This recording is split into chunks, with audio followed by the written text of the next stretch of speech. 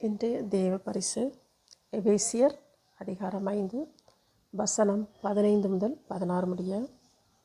ஆகையால் நீங்கள் எப்படி நடக்கிறீர்கள் என்று மிகவும் கவனமாக இருந்து, ஞானம் இல்லாதவர்களைப் போல் அல்ல, ஞானம் உள்ளவர்களைப் போல் நடந்து, காலத்தை பயனுள்ளவாறு பயன்படுத்துங்கள்.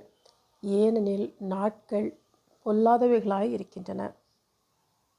இன்றைய வேதவசனம்: தேவன் ஒவ்வொருவருக்கும் ஒரு நாளில் 24 மணி நேரத்தை சமமாக கொடுத்துள்ளார்.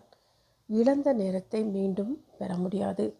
எனவே ஜெபம், வேதாகம வாசிப்பு, பிறருக்கு உதவி, நேர்மையான வேலை மற்றும் பயனுள்ள செயல்களில் நம் நேரத்தை செலவிட வேண்டும். நேரத்தை தேவனுக்காகவும் நன்மைக்காகவும் பயன்படுத்தும் போது நமது வாழ்க்கை ஆசீர்வதிக்கப்பட்டதாகவும் பயனுள்ளதாகவும் மாறும். ஜெபம்.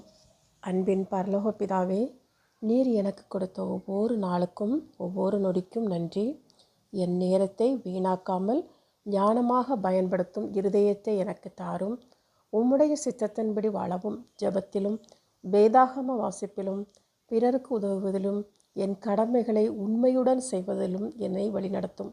ஒவ்வொரு நாளும் என் வாழ்க்கை உம்மை மகிமைப்படுத்தும்படி என்னை நடத்தும். சோம்பேறித்தனத்திலிருந்தும் பயனற்ற செயல்களிலிருந்தும் என்னை காத்தருளும். என் நேரமும் என் வாழ்க்கையும் உமக்கே சொந்தமானது என்பதை எப்போதும் நினைவில் வைத்து வாழ கிருபை தாரும். இயேசு கிறிஸ்துவின் இனிய நாமத்தில் ஜெபிக்கிறோம். ஆமேன்.